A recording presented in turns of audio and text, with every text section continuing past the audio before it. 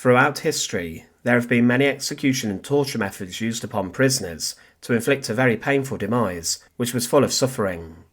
In England, the Tower of London became infamous for this, as many high-profile prisoners were sent to the rack, and the terrifying stretching device then led to an awful ordeal. Limbs would separate and joints would dislocate, but there were many other shocking and barbaric torture methods used across England. A lot of these methods were performed in public, and one of the most terrifying was known as the Alfet, which translates from Old English as the Fire Vat. But what is this? Welcome to the Fortress. To support our channel, please make sure to subscribe. During the medieval period, there was a practice known as trial by ordeal. This was where guilt or innocence of someone accused of a crime was determined by subjecting them to a painful and often dangerous ordeal or experience.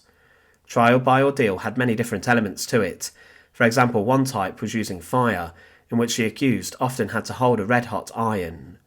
Their injuries would then be bandaged up, and if the wounds had healed over time, they were said to have been either guilty or innocent.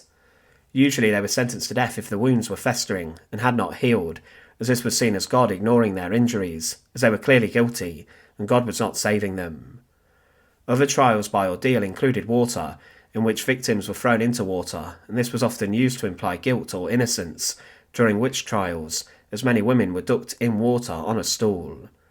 But the Alfet was a method of torture that was used for trial by ordeal, and this was a large cauldron which was filled with boiling water or other boiling hot liquid.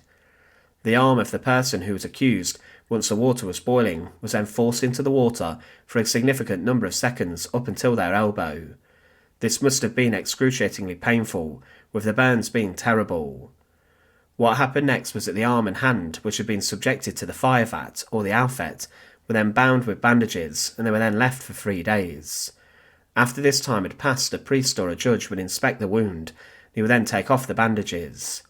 If the wound was said to have begun to heal cleanly, without any signs of infection, then this would have said to have been an indication that someone was innocent, as God had stepped in to save their soul, then help them in their hour of need. If the wound was unhealed or worse, infected, then the victim was deemed to have been guilty, as God was ignoring them, and he knew they were guilty. Shockingly, also the fire vat or the Alfet was also used for religious devotion and for cleansing the body of sin, as someone would climb into the cauldron with boiling water, and then this would allegedly then free the person from sin or their guilt. Boiling oil was also used for trial by ordeal.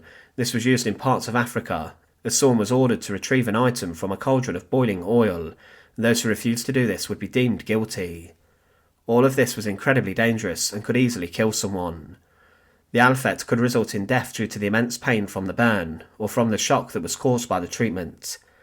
Interestingly, legal texts from the reign of King Athelstan of the Saxons showed the royal regulations for the use of trial by ordeal, and included in this is the instruction that the water must be close to boiling temperature, that the water must come up to the elbow when it was submerged in.